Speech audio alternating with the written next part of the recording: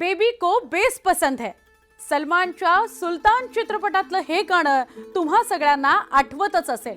पण सध्याच्या भारतीय राजकारणाकडे पाहिलं तर या गाण्याची एकच रिमेक लाईन डोळ्यासमोर येते, ती म्हणजे कंगना को वाद पसंद है. काहींना सत्तेची आवड असते, काहींना पैशाची, तर काहींना प्रसिद्धीची. पण आपल्या मंडीच्या खासदार महोदयांचा छंद जरा वेगळाच आहे. जिथे वाद नसतो तिथे त्या स्वतःहून जाऊन निर्माण करतात. कंगना आणि वाद यांचं नातं जणू टॉम अँड जेरी सारखं झालेलं आहे.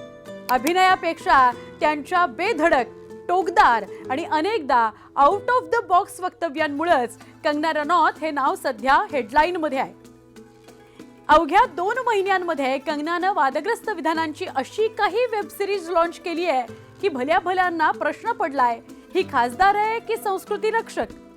चला कंगनाच्या या नव्या वादांच्या सीझनचं सविस्तर आणि सखोल विश्लेषण करूयात. व्हिडिओ शेवटपर्यंत पहा, कारण पिक्चर अभी बाकी है. नमस्कार, मी सुवर्ण, तुम्ही बघताय न्यूज 18 मराठी. सुरुवात करूया या सिरीजच्या पहिल्या आणि सगळ्यात गाजलेल्या एपिसोड पासून. जुलैच्या अखेरीस दिल्लीत जेनझी तरुणांनी नीट पेपर लीक प्रकरणावर मोठं आंदोलन छेडलं. देशाचं भविष्य रस्त्यावर उतरलं होतं. आता एका लोकप्रतिनिधीनं यावर कशी प्रतिक्रिया द्यावी? संयमानं, बरोबर ना? पण कंगना तिथे कंगनाच राहिली.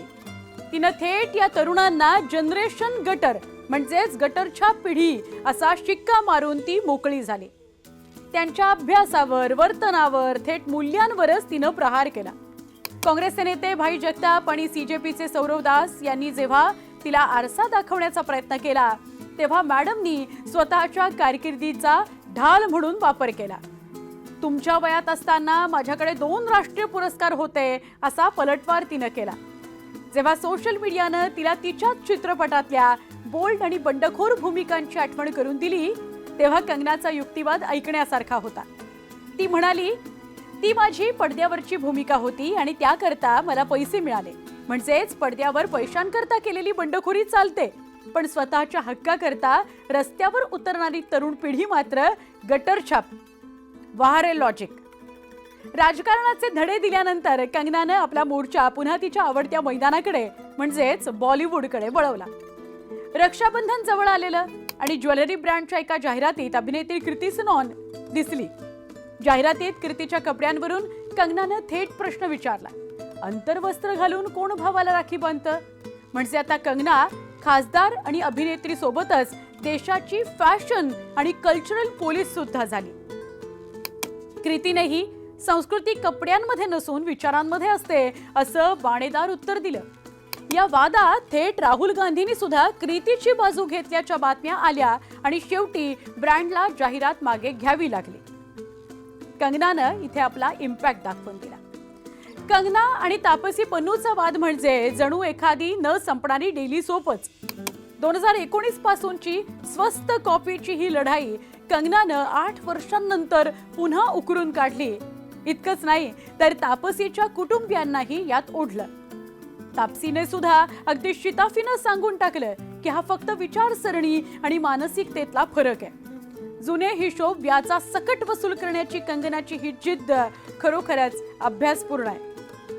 कंगनाचा रडार फक्त बॉलिवूड आणि तरुणांपुरता मर्यादित नाही, संवेदनशील आणि राष्ट्रीय मुद्द्यांवर सुद्धा ती तितक्याच आक्रमकपणे बॅटिंग करते. ज्येष्ठ अभिनेत्री शर्मिला टागोर यांनी जेव्हा वंदे मातरमच्या काही ओळींबाबत आक्षेप व्यक्त केला, तेव्हा कंगनानं त्यांचीही शाळा घेतली. एका कलाकाराची भूमिका एवढी मर्यादित कशी? आपण हिंदू मुस्लिम मानसिकतेच्या पलीकडे जाऊन राष्ट्रीय प्रतीकांकडे कधी पाहणार, असा थेट सवाल आणि बोचरे सवाल तिनं उपस्थित केले.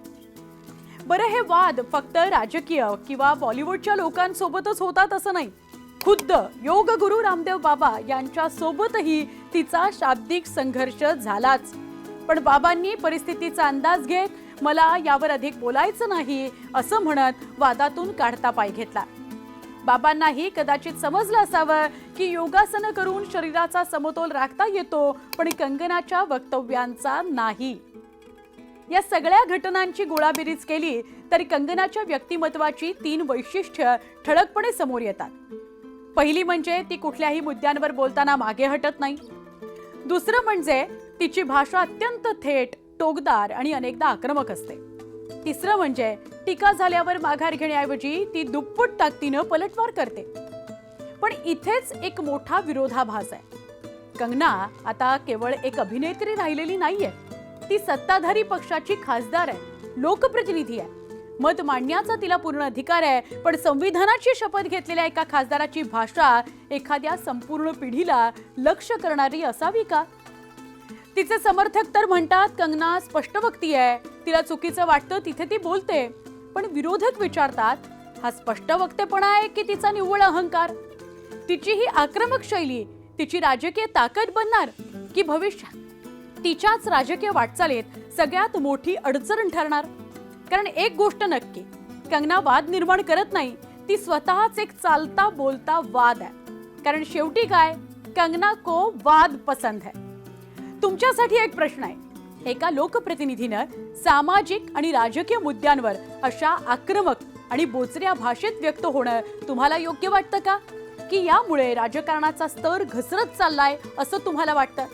कमेंट करून नक्की सांगा.